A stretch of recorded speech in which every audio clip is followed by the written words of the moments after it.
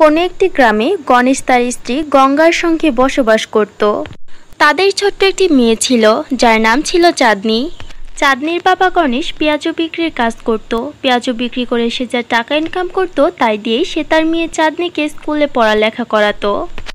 এভাবেই দিন কাটছিল। হঠাৎ একদিন চাঁদনি তার বাবাকে বলে, বাবা, আজকে টিচার আমার অনেক প্রশংসা করেছে আর আমাকে পুরস্কারও দিয়েছে। আচ্ছা, খুব ভালো কথা, কিন্তু কেন? কারণ টিচার ক্লাসে একটা প্রশ্ন করেছিল আর ওই প্রশ্নের উত্তর পুরো ক্লাসে আমি ছাড়া কেউ পারেনি। তাই টিচার আমার জন্য সবাইকে হাততালি দিতে বলেছে আর আমাকে পুরস্কারও দিয়েছে। সাবাস মা, আমার মেয়ে তো লাখে একটা, পড়ালেখাতেও ফার্স্ট ক্লাস, আবার বাড়ির কাজেও সব কিছুতে দক্ষ। এমনটা বলে গণেশ অনেক খুশি হয় এবং তার মেয়েকে খুশি খুশি জড়িয়ে ধরে। তখন হঠাৎ করে ঘরের ভিতর থেকে গঙ্গার চিৎকারের শব্দ আসে। এটা শোনার পর বাবা মেয়ে দুইজনেই দৌড়ে ঘরের ভেতরে যায়। হঠাৎ করে গঙ্গার বুকে ব্যথা উঠেছিল আর সে অজ্ঞান হয়ে মাটিতে পড়ে যায়। গণেশ তাড়াতাড়ি করে অ্যাম্বুলেন্স ফোন করে এবং তার স্ত্রী গঙ্গাকে দ্রুত হাসপাতালে নিয়ে যায়। আর ডাক্তার তাকে দেখার সঙ্গে সঙ্গে মৃত ঘোষণা করে দেয়। হঠাৎ করে আশ্চর্যভাবে গঙ্গার এইভাবে চলে যাওয়াতে গণেশ এবং চাঁদনি দুইজনেই ভীষণ একা হয়ে পড়ে। তারা দুইজনে ভীষণ হতাশ হয়ে যায় আর দুইজনে মিলে তার শেষ কাজ করে দেয়। এভাবেই দিন কাটছিল। চাঁদনি খাওয়া দাওয়া সবকিছু বন্ধ করে দিয়েছিল কারণ তার মায়ের কথা তার অনেক মনে পড়তো। আর সে স্কুলেও অনেক কম যেত, পড়ালেখাতেও মন বসতো না। গণেশ চাঁদনির এই সব বিষয়গুলো লক্ষ্য করছিল, তাই সে তার মন ভালো করার জন্য দ্বিতীয় বিয়ে করে। যখন গণেশ বাড়িতে থাকতো তখন নির্মলা চাঁদনির সঙ্গে খুবই ভালো ব্যবহার করত, তার খুব যত্ন আদর করত। কিন্তু যখনই গণেশ পেঁয়াজু বিক্রির জন্য বেরিয়ে পড়তো তখনই সে চাঁদনির ওপর নির্মম অত্যাচার করত। শুধু তাই নয়, সে বাড়ির সমস্ত কাজ চাঁদনিকে দিয়েই করাতো এবং তাকে ভয় দেখিয়ে বলতো, শোনমি, তুই যদি ভুলেও তোর বাবাকে কিছু বলার চেষ্টা করেছিস তাহলে আমি তোর যে অবস্থা করব তুই ভাবতেও পারছিস না, তোকে একেবারে তোর মায়ের কাছে পাঠিয়ে দিব। নির্মলার কথাতে চাঁদনি কখনোই তার বাবাকে এইসব কথা বলতো না। এভাবেই দিন কাটছিল নির্মলার অত্যাচারে। তখন একদিন চাঁদনি তার বাবা গণেশকে বলে, বাবা, 2 মাস হয়ে গেছে স্কুলের ফিস জমা দেওয়া হয়নি, টিচার আমাকে এর জন্য প্রতিদিন বলে। চাঁদনির কথা শুনে গণেশের ভীষণ চিন্তা হয়। সে মনে মনে ভাবে, আমার কাছে তো বেশি টাকা নেই, বেশ কয়েকদিন হলো ভালো ইনকামও হচ্ছে না, আর সামান্য যে কয়টা টাকা ইনকাম হয় তা আবার সংসার চালাতেই শেষ হয়ে যায়। এখন চাঁদনির স্কুলের ফিস জমা দেওয়ার কারণে আমার কারোর থেকে ধার নিতে হবে। গণেশ মনে মনে এসব কিছু ভাবছিল।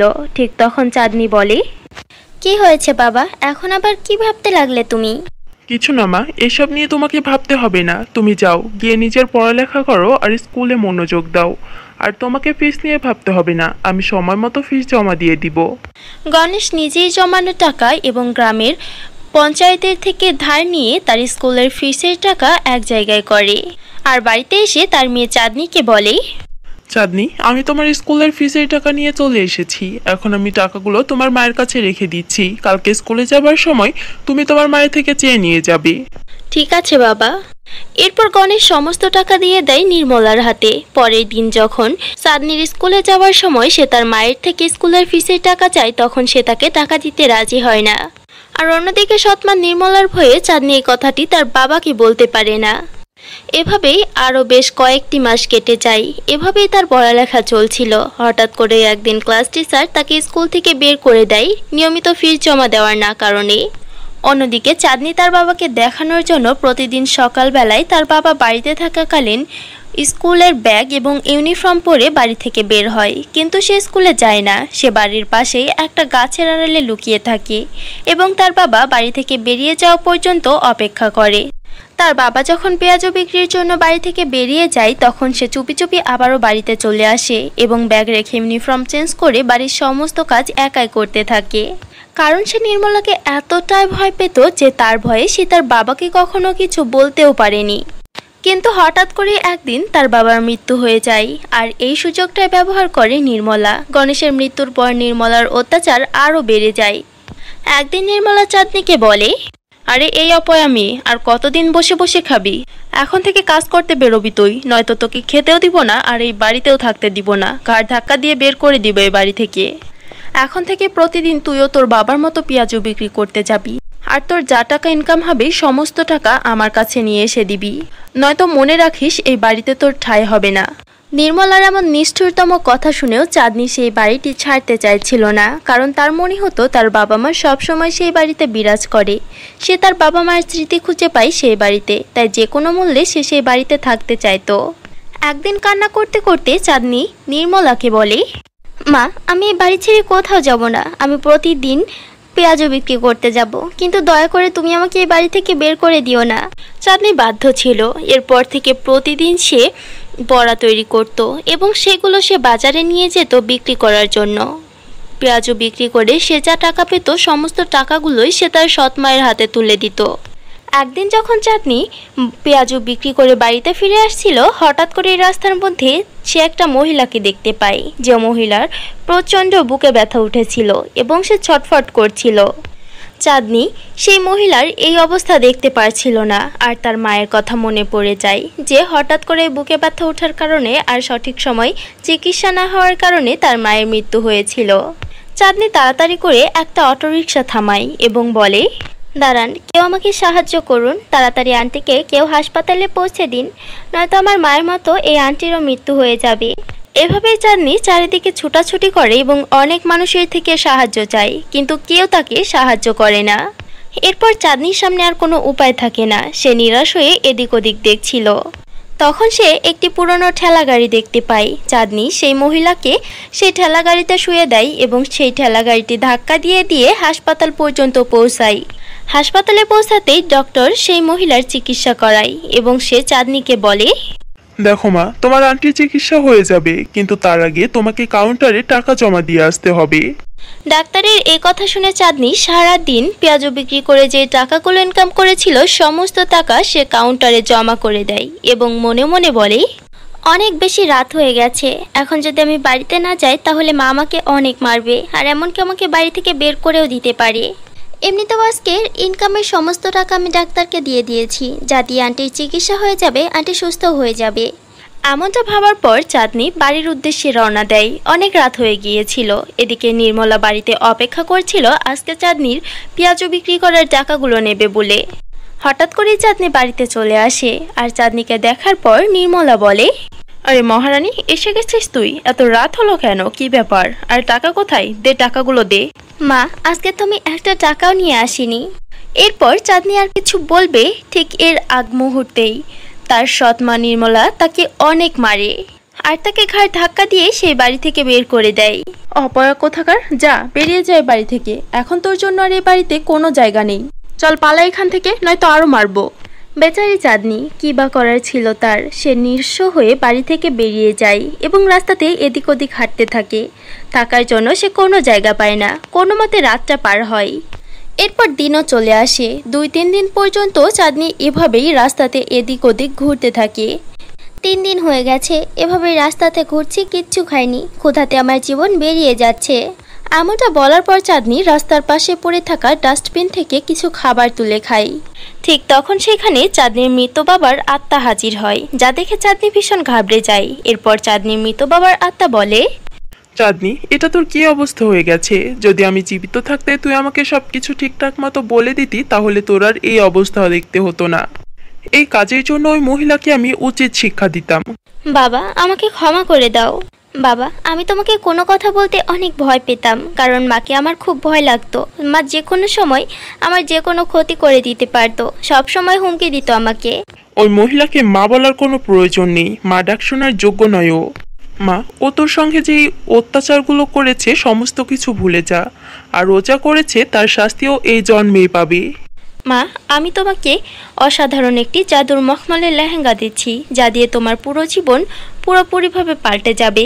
এমনটা বলার পর চাঁদনির বাবা নিজেই জাদু শক্তির দ্বারা সেখানে একটি জাদুর মখমলের লেহেঙ্গা হাজির করে দেয় এবং সেখান থেকে অদৃশ্য হয়ে যায়। চাঁদনি আর দেরি না করে তাড়াতাড়ি করে সেই লেহেঙ্গাটি তার গায়ে পরে নেয় এবং সেই লেহেঙ্গার থেকে অনেক খাবার দাবার চাই। সে চাওয়া মাত্রই সঙ্গে সঙ্গে তার সামনে অনেক সুস্বাদু খাবার হাজির হয়ে যায়। এরপর চাঁদনি সেই জাদুর মখমলের লেহেঙ্গার থেকে তার থাকার জন্য একটা বাড়ি চেয়ে নেয়। এভাবে আস্তে আস্তে তার সমস্ত চাহিদা পূরণ হয়ে যায় এবং সে সুখে বসবাস করতে শুরু করে। তার কাছে আর কোনো জিনিসের কোনো অভাব থাকে না। এবং সে তার সৎ মায়ের বাড়িতে আর কখনোই ফিরে যায় না। সে একা একাই তার বাড়িতে হাসি খুশিতে বসবাস করে। অন্যদিকে নির্মলা আস্তে আস্তে অসুস্থ হয়ে পড়ে আর তার শরীর কাজ করছিল না। শেষমেশ সে বিছানাগত হয়ে যায় এবং তার তৃষ্ণা পেলে এক গ্লাস পানি এগিয়ে দেওয়ার মতো কেউ ছিল না তার পাশে। কারণ সৎ মেয়ে ভেবে হিংসা করে সে চাঁদনিকে অনেক আগে বাড়ি থেকে বের করে দিয়েছিল। সে একা বাড়িতে শান্তিতে থাকবে ভেবেছিল। এভাবে আস্তে আস্তে ভয়ঙ্করভাবে তার মৃত্যু হয়ে যায় আর এটাই ছিল তার কর্মফল। অনেকদিন আগে লালপুর গ্রামে গায়ত্রী নামে একজন মহিলা তার স্বামী গৌরী সিং ও 5 বছরের মেয়ে সিন্ড্রেলার সঙ্গে বাস করত। তারা অনেক গরিব হলেও খুবই হাসি খুশিতে দিন কাটাতো। সিন্ড্রেলের মা গায়ত্রী দ্বিতীয়বার গর্ভবতী হয়েছে। সিন্ড্রেলার বাবা সংসার চালানোর জন্য খড়ি কেটে বাজারে বিক্রি করত। ওদিকে গৌরী সিং এর ভাই কৈলাস ছিল অনেক ধনী। সে ছিল একজন ব্যাপারী। কৈলাস ও তার স্ত্রী বেরিতা তাদের প্রতি অনেক হিংসে করত, কারণ তারা ধনী হওয়া সত্ত্বেও গায়ত্রীর মতো কখনোই মা হতে পারেনি। দেখেছো, এদিকে আমি একটা সন্তানেরও মা হতে পারলাম না, আর ওদিকে তোমার ভাই ভাবি একটা মেয়ে তো মা বাবা হয়েছে, আবার গর্ভবতী হয়েছে। সেটা তো আমিও ভাবছি বিনিতা, ওদের তো বিয়ে হয়েছে, এইবার যদি ছেলে হয় তাহলে আমার ভাই পুরো এলাকার মধ্যে মাথা উঁচু করে বেড়াবে। আমার মান সম্মান কোথায় যাবে বলো? আরে না না, আপনি এত ভাববেন না, আমি কখনো এমনটা হতে দেব না। আর যদি বাই চান্স হয়ে যায় তাহলে ওই গায়ত্রীর সঙ্গে সঙ্গে তার ওই পুত্র সন্তানকেও খুন করে ফেলবো। হ্যাঁ হ্যাঁ, তুমি একদম ঠিক বলেছ। আমার মান সম্মান রক্ষা করার জন্য এটাই একমাত্র সহি পদ্ধতি। এদিকে 5 বছরের সিন্ড্রেলা তার ভাই আসার জন্য অধীর আগ্রহে বসেছিল। কখনো কখনো সে তার বাবাকে কাঠ কাটার কাজেও সাহায্য করত। এভাবে আরো 1 মাস পার হয়ে গেল। গৌরী সিং বাজারে গিয়েছিল কাঠ বিক্রি করার জন্য। এদিকে গায়ত্রীর প্রসব বেদনা উঠল। এত ব্যথা করছে কেন পেটে? নাকি এখনই বাচ্চা হওয়ার সময় হয়ে এসেছে? কিন্তু আমি কার কাছ থেকে সাহায্য চাইব? সিন্ড্রেলার বাবাও তো এখন বাসায় নেই। মা, কি হয়েছে তোমার? তুমি ঠিক আছে তো? তুমি এখানে থাকো, আমি এক্ষুনি বাবাকে ডেকে আনছি। সিন্ড্রেলা সেখান থেকে যেতে না যেতেই কৈলাস ও তার স্ত্রী বেরিতা চলে আসলো আর বলল, আরে এত চিন্তা করছো কেন তোমরা? আমি এক্ষুনি গৌরী সিংকে ডেকে আনছি। আর বিনিতা, তুমি এদিকে সামাল দাও। এ কথা বলে কৈলাস তাড়াতাড়ি চলে গেল গৌরী সিং এর কাছে। এই গৌরী সিং, তাড়াতাড়ি বাসায় চল, তোর বউর অবস্থা অনেক খারাপ। এই সংবাদ শুনে কাঠ খড়ি সবকিছু ফেলে রেখে গৌরী সিং দৌড়াতে লাগলো বাড়ির দিকে। পেছনে পেছনে কৈলাসও দৌড়াতে লাগলো। কৈলাস পেছন থেকে অনেক বড় একটি পাথর উঠিয়ে গৌরী সিং এর মাথার উপরে মারল। গৌরী সিং সেখানেই মাটিতে পড়ে গেল আর সে মৃত্যুবরণ করল। এরপর কৈলাস গৌরী সিং এর মৃতদেহকে তুলে জঙ্গলের ভেতরকার একটি কুয়ার মধ্যে ফেলে দিল। এদিকে গায়ত্রী অনেক কষ্ট করে বাসায় একটি পুত্র সন্তানের জন্ম দিল। আরে শেষ পর্যন্ত ছেলে বাবুর জন্ম দিল। আমি এদের দুজনকে খুন করে ফেলবো, কিন্তু এর আগে সিন্ড্রেলাকে বাড়ি থেকে বের করতে হবে। আরে ও সিন্ড্রেলা বেটা, এভাবে শুধু ভাইকে তাকিয়ে তাকিয়ে দেখবে? দুধ খাওয়াতে হবে না? দুধ দিয়ে এসো। ঠিক আছে বড় মা, আমি এক্ষুনি প্রতিবেশীদের কাছ থেকে দুধ চেয়ে আনছি। এভাবেই সিন্ড্রেলাকে বাইরে বের করে দিল। এরপর বিনিতা গায়ত্রীর গলা আটকে ধরে তার প্রাণ নিয়ে নিল আর সেই বাবুটির মুখের মধ্যে বিষ ঢেলে দিয়ে তাকে জঙ্গলে ফিরে আসলো। সে ভাবল, যদি জঙ্গলি জানোয়ার তাকে নাও খায় তাহলে বিষক্রিয়ায় সে মারা যাবে। এভাবেই বিনিতা ও কৈলাস তাদের স্বপ্নকে পূর্ণ করলো। তারা খুবই খুশি ছিল। ওদিকে বাইরে দাঁড়িয়ে সিন্ড্রেলা দেখতে পেল তার বড় মা তার ভাইকে কোলে নিয়ে জঙ্গলের দিকে যাচ্ছিল। আরে আমার ভাইকে নিয়ে এদিকে কোথায় যাচ্ছে? আর আমার মা, দেখি তো, বাসার মধ্যে গিয়ে দেখি। এরপর সিন্ড্রেলা দৌড়ে ঘরে গিয়ে দেখলো তার মা আর বেঁচে নেই। মায়ের এই অবস্থা দেখে আর ভাইকে না পেয়ে সিন্ড্রেলা খুবই জোরে জোরে কান্না করতে লাগলো। ওদিকে মনমোহন নামে একজন ব্যক্তি জঙ্গলের মধ্যে গিয়ে দেখলো জঙ্গলের মধ্যে একটি বাচ্চা পড়ে আছে। আরে এই গভীর জঙ্গলে এই নবজাতক বাচ্চা, মানুষ কত বড় পাষণ্ড! হায় হায় হায়, দেখি তো বাচ্চাটা বেঁচে আছে না মারা গেছে। এ কি, বাচ্চার মধ্যে তো জান এখনো বাকি আছে। ওকে তাড়াতাড়ি হাসপাতালে নিয়ে যায়। এ কথা বলে মনমোহন বাচ্চাটিকে হাসপাতালে নিয়ে গেল। মনমোহনের টাকার কোনো কমতি ছিল না, সে ছিল অনেক ধনী। অনেক টাকা খরচ করে ভালো চিকিৎসার মাধ্যমে মনমোহন বাচ্চাটিকে সুস্থ করে তুলল। তারপর থেকে ওই বাচ্চাটি মনমোহনকেই বাবা মানতে লাগলো। এদিকে সিন্ড্রেলা অনেক দুঃখে কষ্টে তার মাকে খবরস্থ করলো। এরপর সে তার বাবার সন্ধানে বাহিরে বের হলো।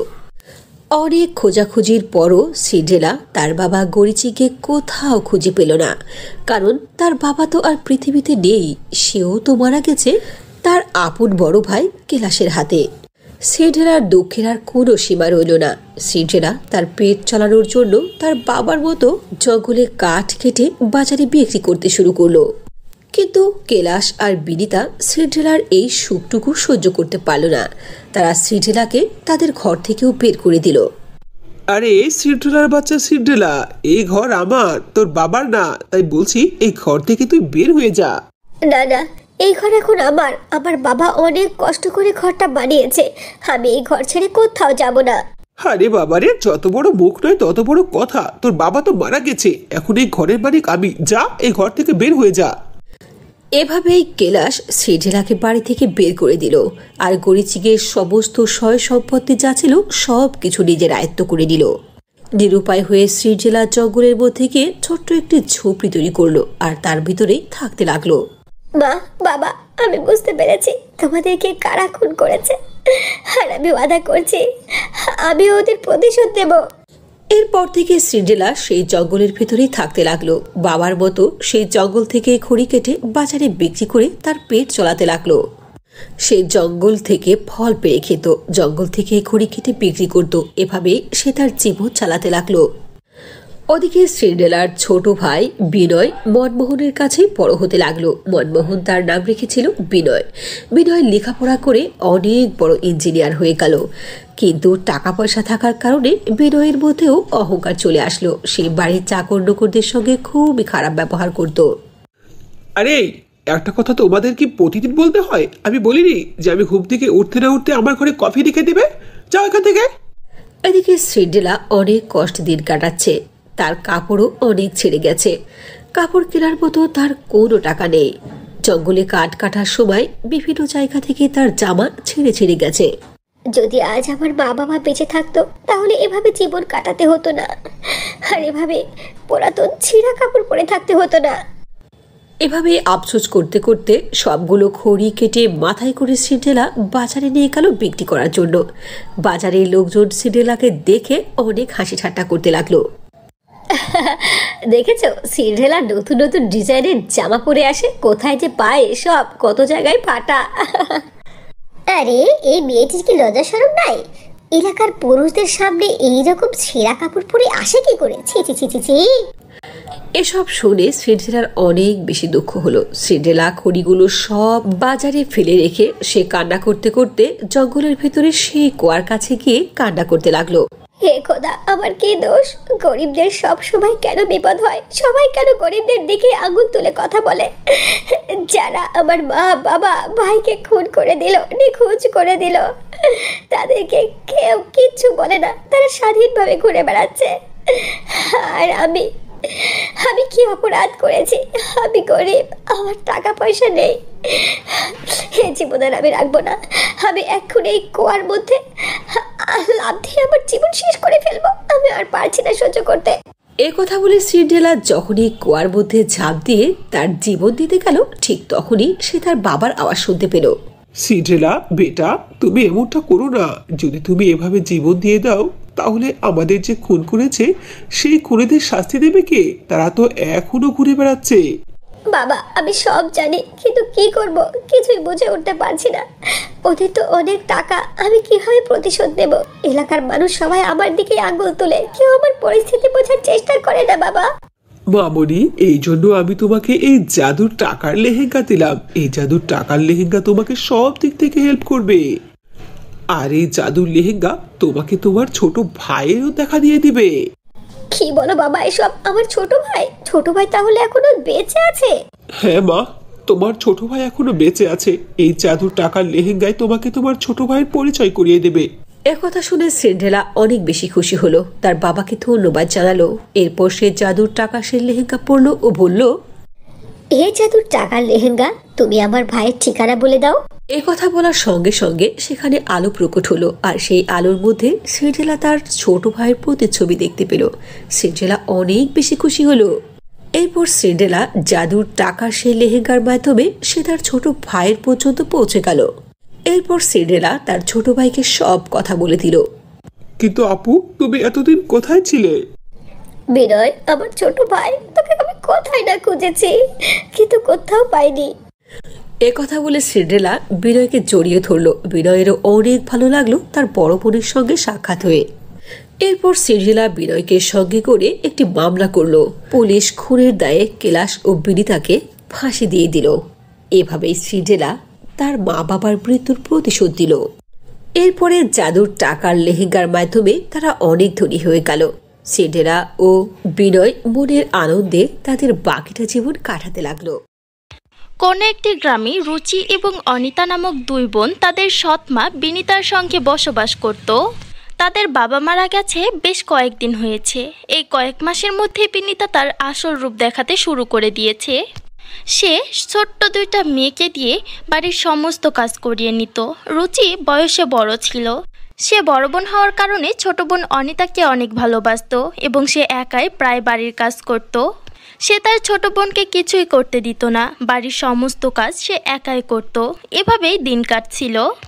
একদিন অনিতা উদাস মনে তার বড় বোন রুচিকে বলে, আপু, এই গ্রামের সকল বাচ্চারা স্কুলে যায়, আমিও স্কুলে যেতে চাই, তুমি কি আমাকে স্কুলে ভর্তি করিয়ে দিবে? দেখো ছোট্ট বোন, এমনটা হতে পারে না। তুমি তো বোঝো, সব কিছুই দেখতে পাও যে আমাদের সৎ মা আমাদের সঙ্গে ঠিক কেমন ব্যবহার করে। এতটাই নিষ্ঠুর মানুষ উনি যে খাবার জন্য আমাদের দুই বেলা ঠিকমতো খাবারও দেয় না। তাহলে কিভাবে ভাবলে উনি তোমাকে স্কুলে ভর্তি করিয়ে দিবেন? দুই বোন এভাবেই নিজেদের মধ্যে কথা বলছিল। ঠিক সেই সময় তাদের সৎমা বিনিতা সেখানে চলে আসে এবং বলে, আচ্ছা, তাহলে এইখানে বসে দুই বোন আমার নামে নিন্দে করা হচ্ছে? রুচি, আমি তোকে কখন বলেছি যে আমার পায়ে ব্যথা হচ্ছে, মালিশ করে দে? সকাল থেকে যন্ত্রণায় আমার পাটা একদম শেষ হয়ে যাচ্ছে, আর তুই এইখানে বসে বসে বোনের সঙ্গে আড্ডা দিচ্ছিস? মা, আমি বাড়ির কাজগুলো করতে ব্যস্ত হয়ে পড়েছিলাম, এই কারণে আমার মনেই ছিল না। আমাকে ক্ষমা করে দাও মা, আমি এক্ষুনি তোমার পা টিপে দিচ্ছি। কিছুক্ষণ পর রুচি একটা ছোট্ট কৌটাতে করে গরম গরম তেল নিয়ে যায় বিনিতার ঘরে এবং সে তার সৎ মা বিনিতার পা মালিশ করতে থাকে। তখন রুচি মনে মনে একটু সাহস জোগায় এবং সে তার সৎ মাকে বলে, মা, আমি তোমাকে একটা কথা বলতে চাই। আসলে অনিতা স্কুলে যেতে চায় মা, তুমি ওকে স্কুলে ভর্তি করিয়ে দাও। রুচির মুখ থেকে এমন কথা শুনতে না শুনতেই বিনিতা প্রচণ্ড রাগান্বিত হয়ে যায় এবং সে গরম তেলের কৌটাটি রুচির দিকে ছুঁড়ে দিয়ে বলে, কি বললি তুই? ওই অপয়ার খুব সাজ জেগেছে স্কুলে যাবার? আরে, তোর বাবা মৃত্যুর সময় আমার কাছে কোনো ধন সম্পদ রেখে যায়নি। এটা নিজেদের ভালো ভাগ্য মনে কর যে দুই বেলা দুইটা রুটি খেতে পাস। আর এমনিতেও ও পড়ালেখা করে কি এমন বড় অফিসার হবে যে ওর পড়ালেখা করতে হবে? এখন যা, বেরিয়ে যা আমার ঘর থেকে। বাড়িতে অনেক কাজ পড়ে আছে, যা গিয়ে কাজগুলো কর। বেচারি রুচি কান্না করতে করতে তার ঘরে চলে যায়। তখন তার ছোট বোন অনিতা তার কাছে আসে এবং তাকে বলে, আপু, তুমি কান্না করো না আপু, আমাকে ক্ষমা করে দাও। আমি যদি তোমার কাছে স্কুলে যাবার জিদ না করতাম তাহলে তুমি মায়ের কাছে কিছুই বলতে না, আর মাও তোমাকে বকা দিত না। দয়া করে তুমি কান্না করো না আপু, চুপ করো। এরপর থেকে আর কখন আমি স্কুলে যাবার কথা বলবো না। এমনটা বলে ছোট্ট অনিতার চোখেও অশ্রু চলে আসে। আর এরপর রুচি এবং অনিতা একে অপরকে জড়িয়ে ধরে অনেক কান্না করে। একদিনের কথা, বিনিতা রুচি এবং অনিতাকে নিজের কাছে ডাকে এবং তাদের দুইজনকে বলে, তোমরা দুইজন আমার একটা কথা কান খুলে শুনে নাও। আজকে আমার মেয়ে হস্টেল থেকে বাড়িতে আসছে, তাই ওর রুমটা যেন ভালোভাবে পরিষ্কার থাকে, বিন্দু পরিমাণ ময়লা যেন ওর রুমে না থাকে। আর হ্যাঁ, সময় মতো যেন ওর পছন্দের খাবার পর্যন্ত রান্না করা থাকে। তাই আর সময় নষ্ট না করে তাড়াতাড়ি রেডি হয়ে যাও, আর যাও গিয়ে কাজে লেগে পড়ো। আমার মেয়ে ফিরে আসার আগে যেন সমস্ত কাজ রেডি হয়ে থাকে বললাম। বেচারি রুচি তাড়াতাড়ি তার সমস্ত কাজ শেষ করে সে রান্নাঘরে চলে যায়। কিছুক্ষণের মধ্যে বিনিতার মেয়েও হস্টেল থেকে বাড়িতে ফিরে আসে। নিজের মেয়ে রোশনিকে দেখে বিনিতা অনেক বেশি খুশি হয় এবং সে তার মেয়ে রোশনিকে বলে, এসো মা রোশনি, তোমাকে স্বাগতম। আরে বাহ, আমার মেয়ে রোশনিকে কত সুন্দর আর মিষ্টি লাগছে।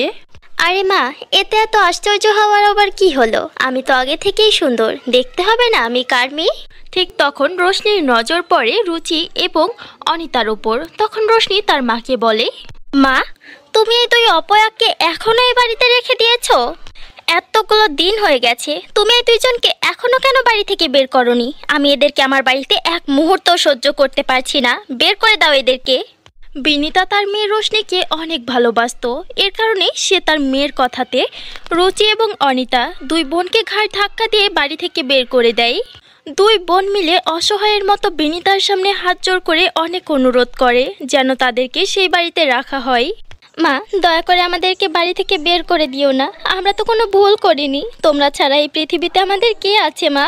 হ্যাঁ মা, আমাদেরকে দয়া করো, যদি কোনো ভুল হয়ে থাকে তাহলে ক্ষমা করে দাও। এত রাতে আমাদেরকে বাড়ি থেকে বের করে দিও না, এত রাতে আমরা কোথায় যাব? প্লিজ মা, আমাদেরকে এই বাড়িতে থাকতে দাও। এমনটা বলে তারা দুই বোন তাদের সামনে হাত জোড় করে অনেক কান্না করে, কিন্তু তাদের মন গলে না আর বিনিতা মুখের ওপর দরজা বন্ধ করে দেয়। অন্ধকার রাতে তারা দুই বোন রাস্তাতে এদিক থেকে ওদিক হাঁটাচলা করছিল, থাকার মতো তারা কোনো জায়গায় খুঁজে পাচ্ছিল না।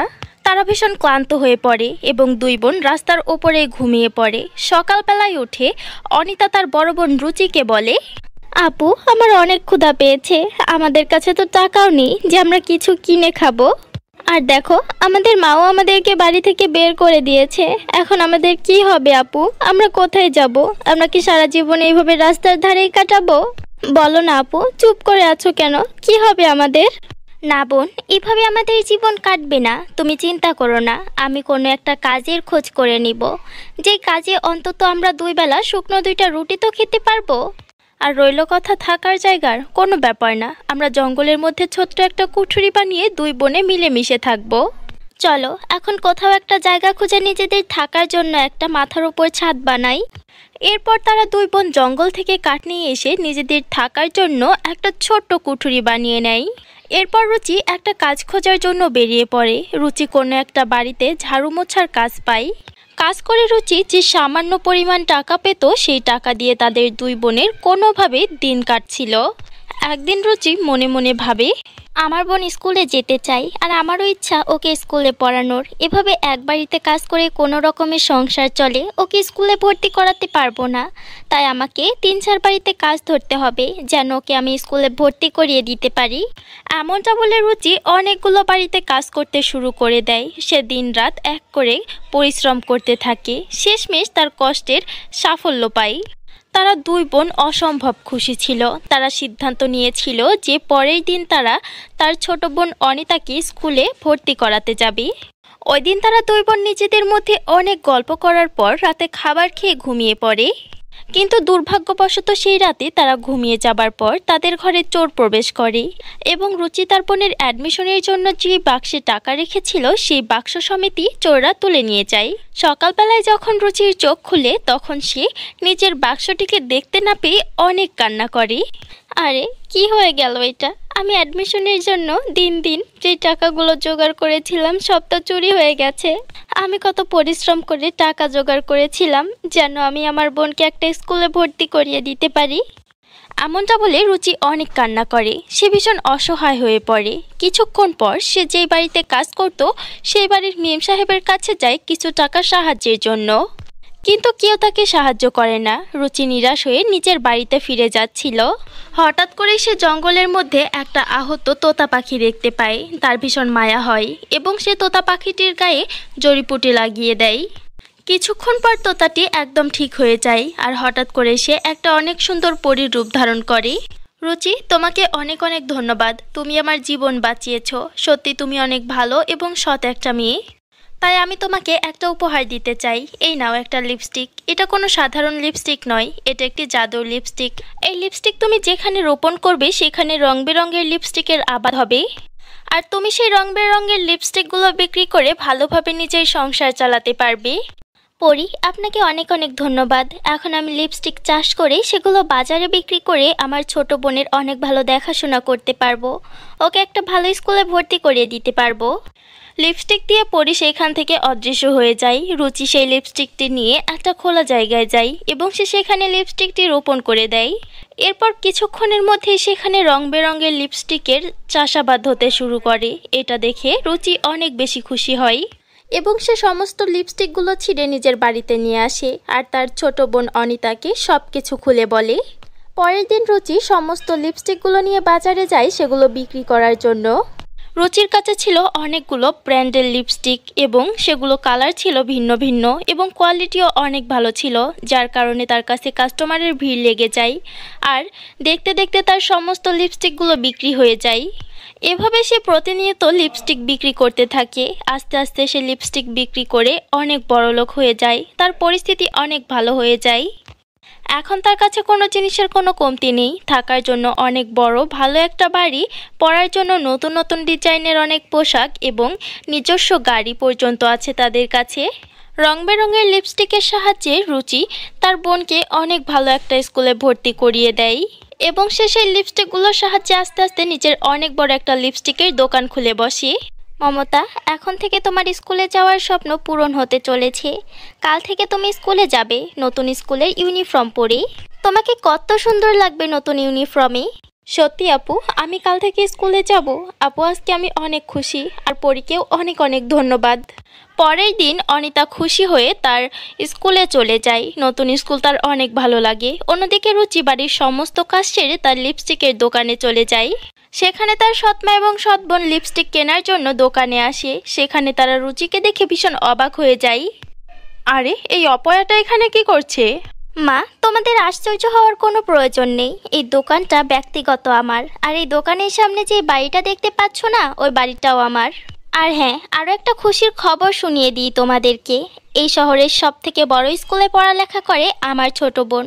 আর তোমাদের কি মনে হচ্ছে ঘর থেকে বের করে দেওয়ার পর আমরা হয়তো রাস্তাতে ভিক্ষা করছি?